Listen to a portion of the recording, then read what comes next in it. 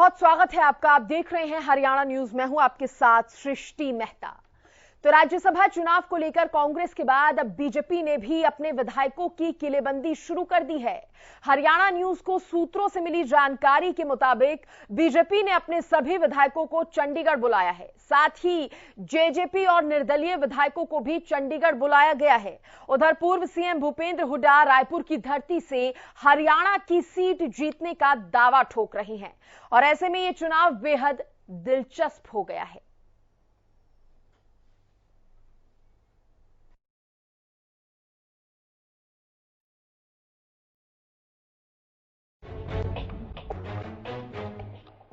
दिलचस्प हुआ राज्यसभा का रण। अब बीजेपी कर सकती है विधायकों की किलेबंदी। रायपुर पहुंचे हुड्डा ने ठोका जीत का दावा। क्या कुलदीप बिश्नोई की नाराजगी हुई खत्म? राज्यसभा चुनाव को लेकर कांग्रेस के बाद अब बीजेपी ने भी अपने विधायकों की किलेबंदी शुरू कर दी है। हरियाणा न्यूज को सूत्रों से मिली खबरों के मुताबिक बीजेपी ने अपने सभी विधायकों को चंडीगढ़ बुलाया है। साथ ही जेजेपी और निर्दलीय विधायकों को भी चंडीगढ़ बुलाया गया है ताकि राज्यसभा चुनाव में कोई गड़बड़ी ना हो सके। हॉर्स ट्रेडिंग से बचने के लिए पार्टी ने ये तैयारी की है। बीजेपी सरकार को निर्दलीय विधायक नैनपाल रावत, सोमवीर सांगवान, राकेश दौलताबाद, एचएलपी सुप्रीमो और सिरसा विधायक गोपाल कांडा का भी समर्थन है। साथ ही निर्दलीय विधायक धर्मपाल गोंडर और रणधीर सिंह गोलन का भी बीजेपी को समर्थन है। सूत्रों की माने तो इन सभी विधायकों को ओबरॉय रिजॉर्ट में ठहराने की तैयारी पूरी हो गई है। उधर हरियाणा के पूर्व सीएम भूपेंद्र सिंह हुड्डा ने दावा करते हुए कहा है कि कांग्रेस में कोई बेचैनी, घबराहट नहीं है। बीजेपी ने अपना कैंडिडेट दिया है जबकि नंबर पूरा कांग्रेस का था। तो उनकी क्या नियत है आप समझ सकते हैं। कांग्रेस संगठित है, सारे विधायक कांग्रेस को वोट करेंगे। कांग्रेस के पर्याप्त 31 वोट हैं। हरियाणा प्रदेश कांग्रेस कमेटी के पूर्व अध्यक्ष और पूर्व मुख्यमंत्री भजनलाल के साथी रहे चौधरी धर्मपाल मलिक ने विधायक कुलदीप बिश्नोई को पार्टी अनुशासन में रहने की सलाह दी है। मलिक ने कहा है कि रोजाना पार्टी बदलने से राजनीतिक वजन कम होता है। जनता मूर्ख नहीं है, सब जानती है। अब देखना होगा कि क्या कुलदीप बिश्नोई धर्मपाल मलिक की बात को सुनते हैं या फिर अपनी अंतर आत्मा की आवाज पर ठीक रहे हैं। चंडीगढ़ से रवि कालीरमन, हरियाणा न्यूज। और देखिए राज्यसभा का जो रण है वो बेहद ही दिलचस्प हो गया है क्योंकि पहले जिस तरह से कांग्रेस के अंदर एक डर था, कहा जा रहा था कांग्रेस को डर सता रहा है और इसीलिए विधायकों की बाड़ेबंदी लगातार कांग्रेस ने की है। और अब जिस तरह से खबरें सामने आ रही हैं बीजेपी को लेकर तो वो भी कई सवाल अब उठाने लगी है और आज इसी पर चर्चा करेंगे। मेरे साथ कुछ खास मेहमान जुड़ गए हैं। सबसे पहले उनका तारुफ आपसे करवा देती हूँ। केवल ढींगरा जी हैं, कांग्रेस के प्रवक्ता हैं, बहुत स्वागत है सर आपका। सत्यव्रत शास्त्री जी, प्रवक्ता बीजेपी, बहुत स्वागत सर आपका भी। और प्रोफेसर सुभाष सप्रा, राजनीतिक विश्लेषक हैं, स्टूडियो में मेरे साथ जुड़े हैं, सर आपका भी बहुत बहुत स्वागत है। और साथ ही रवि कालीरमन मेरे सहयोगी चंडीगढ़ से मेरे साथ जुड़ गए हैं। रवि, सबसे पहले शुरुआत आपसे ही करूंगी, क्या अपडेट मिल रहा है क्योंकि जिस तरह से हरियाणा न्यूज ने सबसे पहले यह खबर दिखाई है, क्या अब बीजेपी भी विधायकों की किलेबंदी कर सकती है? क्या जानकारी?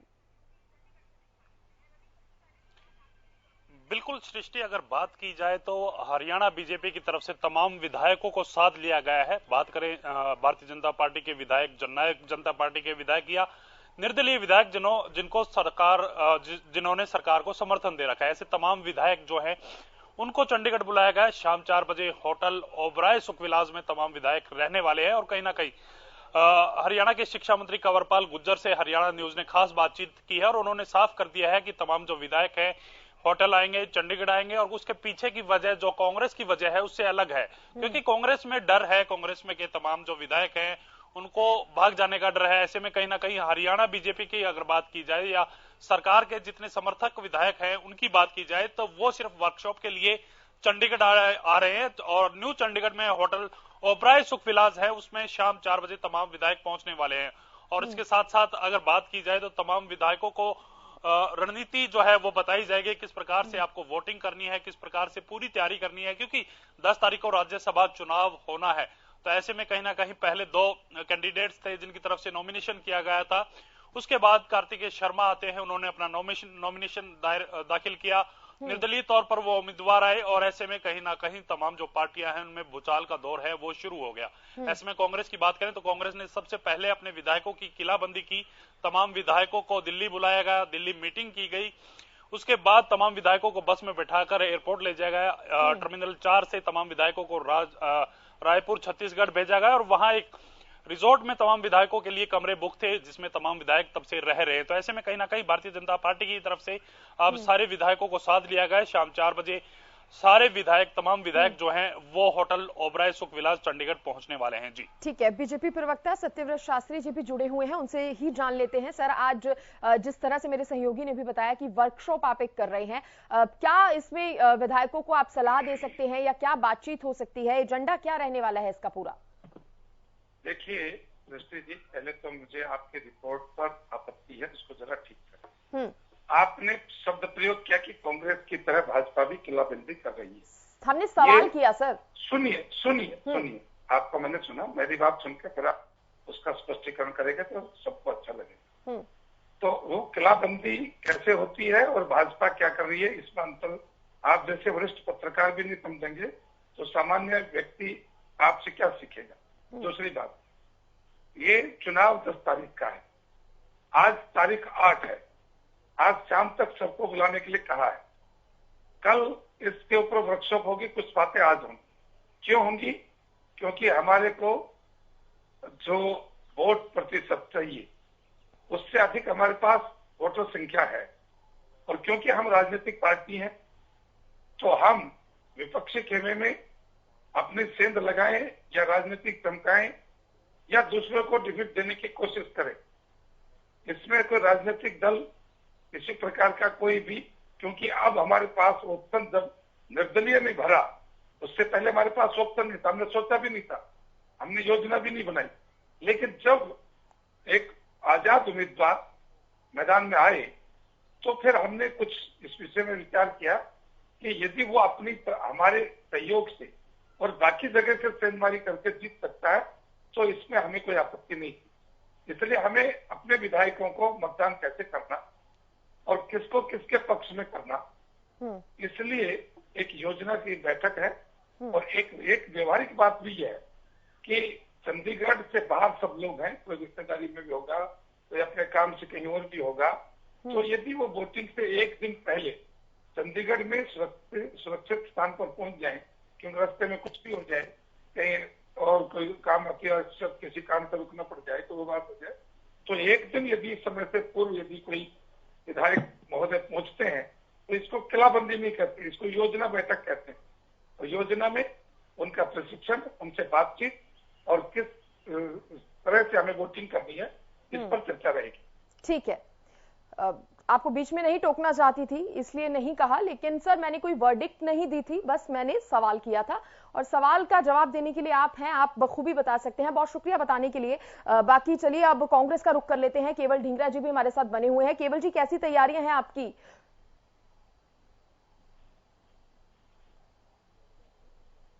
केवल जी, आवाज मिल पा रही है?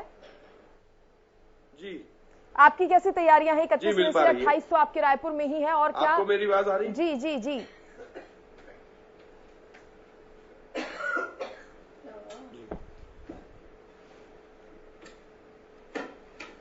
सर, बीजेपी तो आज वर्कशॉप कर रही है, विधायकों के साथ बातचीत करेगी, सलाह मशवरा करेगी, आपकी क्या तैयारियां हैं?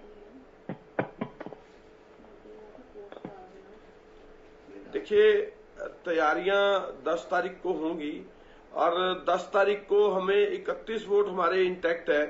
लेकिन जहां तक कभी बीजेपी की मैं बात से सुन रहा था कुछ पहले, ये कह रहे थे कि अब उनकी बाड़ेबंदी जो है वो पंजाब के अंदर जो ओबराय होटल है उसके अंदर की जा रही है। ओबराय होटल वो पंजाब की धरती पे आता है और वहां पे जो बाड़ेबंदी की जा रही है वो बाड़ेबंदी किसके संरक्षण में होगी? आम आदमी पार्टी की सरकार है वहां पे, और वहां किसकी बाड़ेबंदी की बात कर रहे हैं से होगी। लेकिन एक बात और है उसमें, केवल जी किसकी बाड़ेबंदी की बात कर रहे हैं? जो भी बात चल रही थी कि न्यू चंडीगढ़ में ओबराय होटल की जो जिक्र कर रहे थे उसकी बात कर रहा हूँ। नहीं, लेकिन बीजेपी कह रही है ओबराय होटल में किन को ले जाए जाने की बात चल रही थी।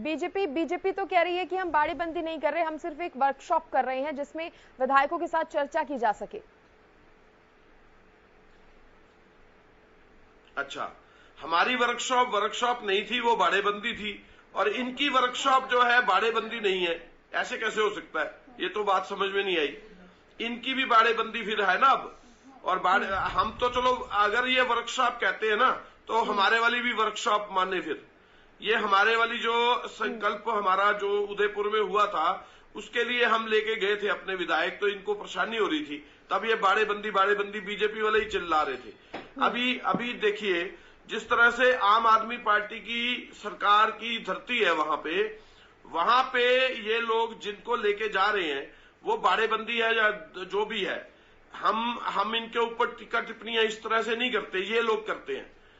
हम ये कहना चाहते हैं कि ये जिस तरीके से पहला कैंडिडेट जो है ये अपने आप को पक्का मान रहे थे, आज ये पक्का नहीं मान रहे, आज उनको लेके जाने का काम कर रहे हैं पंजाब की धरती पे। तो ये इसलिए बीजेपी अपने पक्का नहीं मान रही अब, और जेजेपी अपने आप को पक्का नहीं मान रही। इंडिपेंडेंट जो कुछ लोगों को ये कौन से सिस्टम से लेके जा रहे हैं, ये बात इनसे पूछने की जरूरत है। लेकिन पता नहीं मीडिया क्यों नहीं पूछता कि इसके पीछे कितने अमाउंट का खेल है, जिसके पीछे एक राज्यसभा के पीछे इन्होंने अपने इंडिपेंडेंट उम्मीदवार खड़े करवाए। और ये बीजेपी की शरारत है, ये हरियाणा में भी है, ये राजस्थान में भी है, जहां जहां इनको लगता है कि हम शरारत कर सकते हैं ये लोग कर रहे हैं, और खुले हिसाब से कर रहे हैं। फिर भी जो इसके पीछे खेल चल रहा है उसके बारे में कोई बातचीत नहीं कर रहा। ये बहुत बड़ा सवाल है।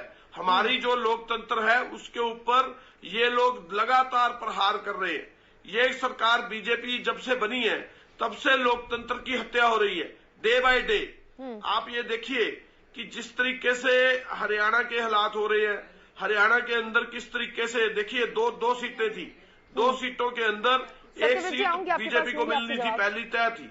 सेकंड सीट में 31 हमारे विधायक इंटैक्ट थे, लेकिन जो बाकी के विधायक हैं उनके साथ किस तरीके से एक आजाद उम्मीदवार खड़ा किया जाता है और उसको संरक्षण दिया जाता है। और फिर उसको किस बात से संरक्षण दिया जाता है? पहले जेजेपी अपना देती है, फिर बीजेपी जो है 5 दिन तक वेट करती है और निर्दलीय उम्मीदवार का इंतजार करती है कि वो उनसे नेगोशिएशन करे, और फिर उसके बाद समर्थन दिया जाता है। और उसके अंडरहैंड में जो इंडिपेंडेंट भी है उनके साथ भी किस तरीके से क्या अंदर का खेल है, ये बात पता करने की जरूरत है। इसके अंदर कितनी अमाउंट का खेल है ये भी बात पता करने की जरूरत है। ये है सबसे बड़ा खेल जो लोकतंत्र के बीच में बीजेपी जेजेपी और ये खेला जा रहा है। चलिए जवाब ले लेते हैं। सत्यव्रत जी आप जवाब दे दीजिए, फिर प्रोफेसर सुभाष जी से मेरा सवाल होगा। सत्यव्रत जी। देखिए सृष्टि जी, ये महोदय क्या बताते हैं कि मीडिया प्रमुख हैं कांग्रेस पार्टी के, जिनकी समझ और कंट्रोवर्शियल बयान खुद का है, तो प्रवक्ताओं को क्या कहेंगे ये तो सुन। देखिए वो कहते हैं कि पंजाब में गए, फिर कहते हैं कि न्यू चंडीगढ़ में गए। आम आदमी पार्टी हमारे विधायकों की सुरक्षा करेगी, यह हास्यास्पद बयान केवल धिंगड़ा जी का। पंजाब की आम पार्टी की सरकार हमारे विधायकों की सुरक्षा करेगी, दुनिया का कोई आश्चर्य हो सकता है आखिर हम क्या कर रहे हैं। दूसरी बात, जब ये कह रहे हैं कि भाजपा खेल खेल रही है, यहां तक तो ठीक है कि राजनीति में ये सब चीज चलती है, अगर हमारे अपने या हमारे समर्थन से कोई जीते। लेकिन ये कहते भूल गए कि कांग्रेस भारतीय जनता पार्टी ने 5 दिन इंतजार किया। क्यों किया भाई इंतजार? नेगोशिएशन के लिए किया। तो हमें तो पता है कि हमारा तो एक कैंडिडेट निकल रहा है, दूसरा हमारा निकल नहीं सकता, हम नेगोशिएशन क्यों करेंगे? और फिर दूसरी बात बताता हूँ कि जब उम्मीदवार देखेंगे कि जो विनोद शर्मा ने अपने बेटे की जो लॉन्चिंग की है राजनीति में, राज्यसभा के माध्यम से देश के सर्वोच्च सदन से अपने बेटे की लॉन्चिंग की है, उनकी पृष्ठभूमि क्या है, उनकी पृष्ठभूमि या उनका राजनीतिक संबंध या उनका राजनीतिक समय किस पार्टी में ज्यादा बीता। भारतीय जनता पार्टी से तो उनका दूर दूर से कभी संबंध नहीं रहा, तो हम उनसे नेगोशिएशन कैसे करते। ये इस बात को भूल गए कि वो हुड्डा जी के बहुत करीबी हैं, कुलदीप शर्मा के रिश्तेदार हैं, और वो अपने बेटे की बेहतरीन लॉन्चिंग का अवसर देख रहे थे। उन सब लोगों ने कहा कि बेहतर अवसर है, आप बेटे की एंट्री कराइए राज्यसभा में। भारतीय जनता पार्टी का 1% राजनीति के अलावा जिस शब्द का ये प्रयोग कर रहे हैं शरारत, वो शरारत क्या होती है जरा उसके उदाहरण बताता हूँ। हरियाणा में बाहर के बताऊंगा तो समझ में नहीं आएगी, और केवल धिंगरा जी की उम्र ठीक है, ज्ञाता आ जाएगी। जब चौधरी देवीलाल की सरकार थी, रातों रात चौधरी भजनलाल को कैसे मुख्यमंत्री बनाया था, वो लोकतंत्र की हत्या नहीं थी। उस लोकतंत्र की हत्या को याद नहीं है। ठीक है, वो सब जानते हैं, और अभी मुद्दे से नहीं भटकेंगे क्योंकि हमारे पास समय भी कम है। आपकी बात सुन ली हमने, और कहीं ना कहीं ये भी आप जानते हैं कि राजनीति में तो सब संभव है, कुछ भी हो सकता है। प्रोफेसर सुभाष जी का मैं रुख करूंगी। सर, क्या ओवरऑल इस पर आप क्या बताएंगे, क्योंकि जिस तरह से किलेबंदी की बात चल रही है, खरीद फरोख्त की बात चल रही है, इसको लेकर और जो सियासी समीकरण है वो क्या सामने आ रहे हैं? देखो, कार्तिकेय शर्मा जो इंडिपेंडेंट तीसरे जो कैंडिडेट्स बने, उनके आने से मामला जो चुनाव है राज्यसभा का काफ़ी दिलचस्प हो गया है। चाहे वो कांग्रेसी सारे जो विधायक हैं, दो को छोड़कर, किरण चौधरी भी नहीं है वहाँ पे, और अपने कुलदीप बिश्नोई जी भी नहीं गए, बाकी सभी वहीं पे हैं। भूपेंद्र सिंह हुड्डा भी कल होके वापस आ गए हैं। उधर से आज भाजपा, जजप्पा और जो उसके इंडिपेंडेंट जिन्होंने समर्थन दिया हुआ है, वो भी आज उन्होंने वहां बुला लिया सभी को, चंडीगढ़ के पास मोहाली में रिजोर्ट में, ओबराय में। सभी 5 स्टार का सुख ले रहे हैं वहां भी। ये सिर्फ यहाँ भी नहीं, महाराष्ट्र में भी ऐसा ही हो रहा है। बात ये है, अब इसमें देखो ट्रेनिंग तो होती है, कुछ जो है ना, ये नए नए बने हुए हैं, ये ठीक है, वो रायपुर में बैठे हैं और ये चंडीगढ़ के आसपास बैठे हुए हैं, बात तो सेम है। अब इसमें विप भी जारी नहीं हो सकता, और जितने भी, अब इसमें 1-2 चुनावों का, 1-2 वोटों का खेल होना है, क्योंकि 31 कंवर अपने किशनपाल जो है पवार जी वो तो ले ही गए, बाकी बचते हैं 59। उसमें से जो 30 वोट ले जाएगा, he will be the winner. इसके पास ही 31 है। अब कुलदीप बिश्नोई जी भी अभी मैं स्क्रीन पे भी देख रहा था, पुराने जो कांग्रेस के अध्यक्ष हैं चौधरी धर्मपाल जी मल्लिक, उन्होंने भी, कुलदीप बिश्नोई समझदार हैं, उनको ये भी दिया, उनको ये सलाह भी दी है, भाई जो है अगर आप रोज पार्टी बदलते हैं तो उससे वजन कम होता है। अब किरण चौधरी बताते हैं वो कोरोना पॉजिटिव चल रही हैं, बीमार हैं, देयरफॉर मतलब she is not going to Raipur. अब कुलदीप बिश्नोई जी पर खेल है, और हमें वैसे उम्मीद है, मैं तो एक इंडिपेंडेंट राय दे रहा हूँ बिल्कुल ही, वो मतलब क्योंकि उनको राजनीति जीवन जीना है, परिवार से हैं, युवा हैं, उन्हें पता है पार्टी बदलने से कुछ नहीं होने वाला, चाहे वो राहुल से मिले या मिले, मतलब जैसी भी उनके साथ परिस्थितियां चल रही हैं। और शायद यही वजह है कि राहुल गांधी कहा जा सकता है कि इसको सीरियसली नहीं ले रहे, इस मिलने वाली बात को। उम्मीद है उसको वोट मिलेगा। अब कार्तिकेय, अब देखो इसमें एक इंडिपेंडेंट आकर, चाहे वो ठीक है राजनीतिक घराने से विनोद शर्मा जी के पुत्र हैं और मीडिया परिवार से, सबसे बड़ी बात है सुभाष चंद्रा जी भी जैसे जीते थे जब स्याही कांड हुआ था, और पूरे देश में प्रचलित, और आज उसका रोज उदाहरण होता है, और ये ट्रेनिंग भी वैसे ही चल रही है। उधर से वहां भी हुड्डा साहब कह रहे हैं जी आपने पेन नहीं बदलना, जो पेन आपको वहां पे जो चुनाव अधिकारी देंगे आपने वही यूज करना है, ट्रेनिंग दी जा रही है। यहाँ भी भाजपा में भी या जजप्पा में भी कुछ नए नए कैंडिडेट्स आए हैं, उनकी चुनाव प्रक्रिया उनको समझाई जा रही है, और होना भी चाहिए। इतनी बड़ी संसद है, और पिछला जो चुनाव एक कलंक था हरियाणा की राजनीति, देश की राजनीति पे, जिसे बोलते हैं लोकतंत्र की हत्या, बिल्कुल हुई है। सुरजेवाला जी मतलब वो किरण चौधरी को अपना वोट दिखा रहे हैं, he is a senior advocate, इतने बड़े लीडर हैं, रद्द हो गया जी।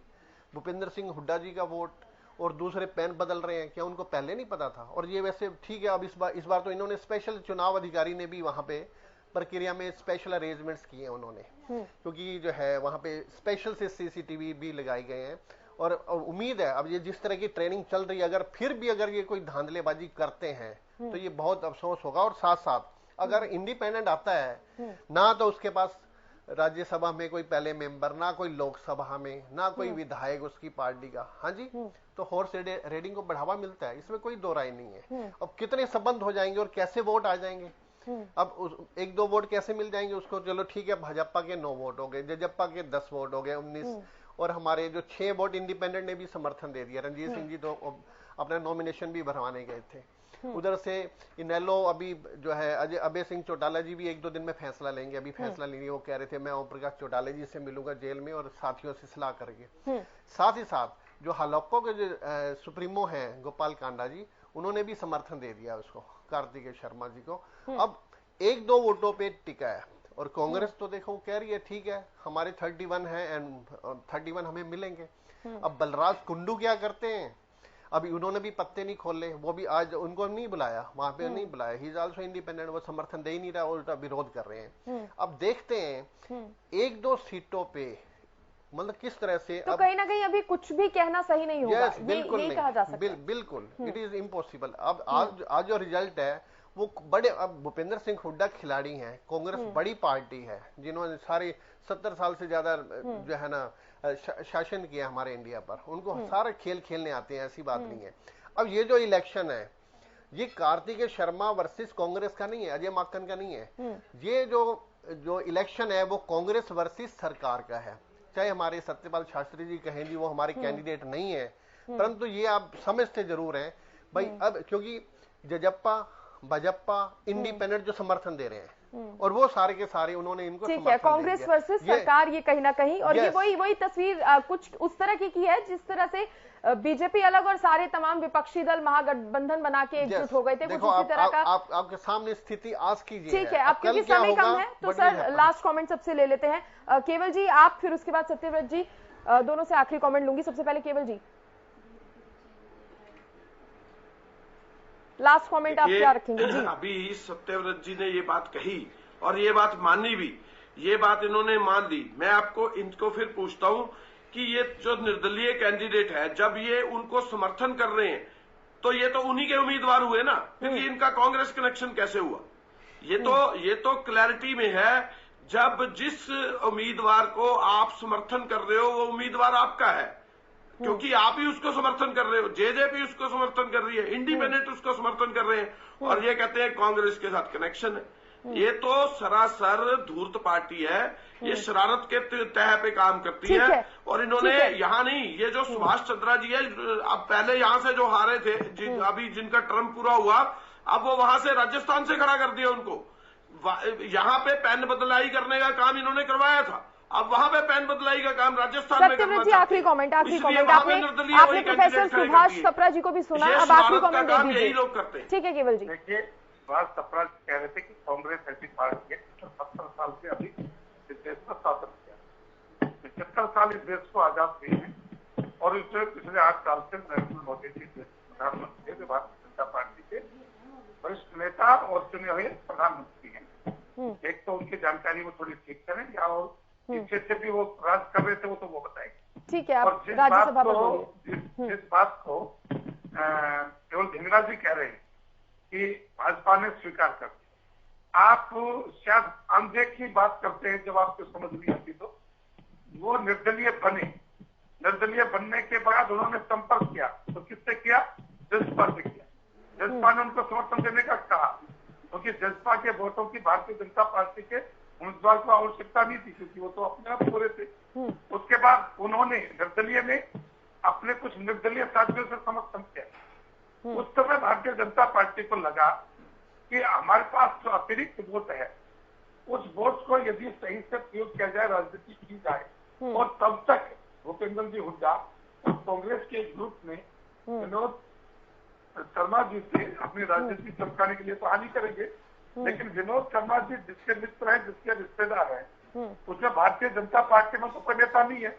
इसलिए आप अपना कीचड़ बीजेपी को छोड़ते हो।